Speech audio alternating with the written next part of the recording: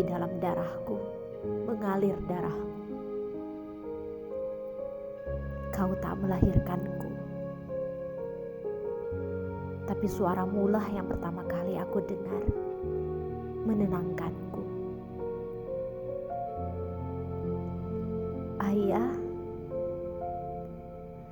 kau memang tak menyusuiku, tapi keringatmu lah yang setiap suapan menjadi air susu untukku. Kau tak meninabobokan aku agar aku tertidur, tapi kaulah yang menjamin agar aku tetap lelap.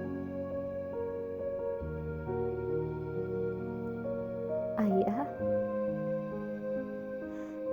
kau tak pernah menghiraukanku ketika menangis, bukan karena kau keras hati, tapi agar aku percaya bahwa kaulah laki-laki paling kuat yang aku miliki.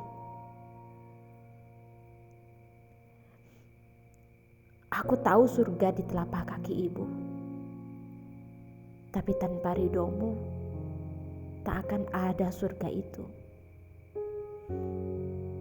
Kau selalu mengajarkan aku untuk mendahulukan ibu, karena dialah belahan jiwamu.